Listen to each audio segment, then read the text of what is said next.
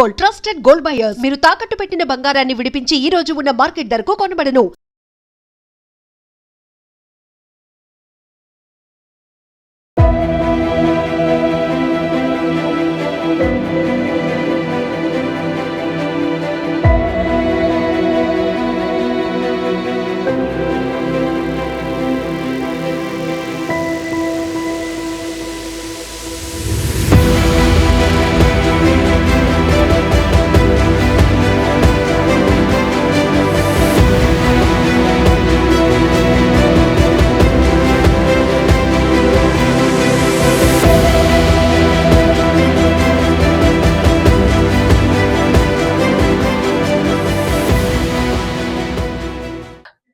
తుని మండలం సిహెచ్ అగ్రహారంలో 3 ఏళ్ల పాప జాహ్నవి కనిపించకుండా పోయి ఇప్పటికి 6 రోజులైపోతోంది. వెతుకుతా ఉన్నారు. పెద్ద ఎత్తున పోలీసులు మొత్తం జల్లెడ పడతా ఉన్నారు. ప్రతి అడుగు కూడా తనిఖీ చేస్తా ఉన్నారు. కానీ ఇంతవరకు కూడా ఆ పాపకు సంబంధించిన సమాచారం లేదు. ప్రస్తుతం నాతో పాటు ఎస్ఐ గారు ఉన్నారు. సార్, ఎట్లా జరుగుతుంది సెర్చింగ్ అనేది? మీకేమన్నా అప్డేట్స్ వస్తున్నాయా? పాప అదృశ్యమైన 6వ తేదీ నుండి కూడా మేము బృందాలుగా ఏర్పడి విస్తృతమైన తనిఖీలు చేస్తూనే ఉన్నాం. దానికోసం డాగ్ స్క్వాడ్ను ఉపయోగించాము.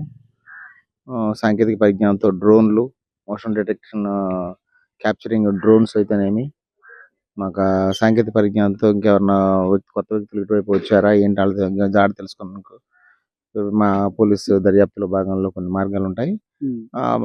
ఆ యొక్క విషయాలను కూడా మేము పరిగణలో తీసుకొని ఇక్కడ లోకల్ ఉపయోగించే వ్యక్తులు ఎవరైతే ఉన్నారో ఇటువైపు తిరిగే వాళ్ళని కూడా సాక్షులను విచారించడం, ఇటు కొత్త వ్యక్తులు ఏమన్నా ఇటువైపు తచ్చాడడం జరిగిందా అని ప్రతి ఈచ్ అండ్ ఎవ్రీ యాంగిల్ కూడా మేము పరిశీలిస్తూ విస్తృత తనిఖీలు చేపడుతున్నాము. ఈ 48 ఎకరాల పామాయిల్ తోట అయితేనేమి, దీని వైపు ఉన్న పెద్ద కొండ ఉంది. ఆ కొండ ప్రాంతం కూడా పూర్తిగా గాలించడం జరిగింది. దీనికోసం విపత్తు నివారణ SDRF బృందాలు వాళ్ళ సహాయం తీసుకుంటున్నాం. మా పోలీసు ప్రత్యేక ANS పార్టీలు, మా యొక్క జిల్లా యంత్రాంగం, పోలీసు యంత్రాంగం మొత్తం కూడా సుమారు 120 మంది వరకు గాలింపు చర్యల్లో నిమగ్నమై ఉన్నాం. ప్రస్తుతం ఈ రోజు కూడా కొనసాగుతూ ఉన్నాయి. ఈ సార్, పాప తల్లి చెప్తా ఉంది, కొన్ని రోజుల క్రితం ఒక కారు విషయంలో కొంతమంది వ్యక్తులతో మాకు గొడవ జరిగిందని చెప్పి మాట్లాడారు. అంటే వాళ్ళ మీద ఏమన్నా అనుమానం ఉందా? వాళ్ళు ఎవరో కనుక్కున్నారా? వాళ్ళని ఏమన్నా ఇన్వెస్టిగేట్ చేయడం జరిగిందా? వాళ్ళు వాపోయినట్టు వాళ్ళని కూడా విచారించడం జరిగింది. పూర్తిగా ఇంట్రాగేట్ చేయడం జరిగింది. ఆ ఫలితాలు ఇంకా తెలవాల్సి ఉంది. ప్రస్తుతానికైతే ఏ విధమైన ఫౌల్ ప్లే ఏమి కనపడడం లేదు. ఆ దశలో ఫౌల్ ప్లే ఏమి కనపడడం లేదు. ఇంకా మేము దర్యాప్తు చేయాల్సి ఉంది. ఓకే సార్, పాప ఎంత దూరం వరకు నడుచుకుంటూ వెళ్ళి ఉంటుందని చెప్పి అనుమానిస్తా ఉన్నారు? చివరిసారిగా చూసిన వ్యక్తికి అయితే సుమారు ఇక్కడ నుంచి 200 మీటర్ల వరకు, 150-200 మీటర్ల వరకు నడుచుకుంటూ వెళ్ళి చివరిసారిగా కనపడింది 12 గంటల ప్రాంతంలో 6వ తేదీన. దాని తర్వాత గ్రామస్తులందరూ అలర్ట్ అయ్యి వచ్చి వెతికే సమయానికి పాప అదృశ్యం జరిగింది.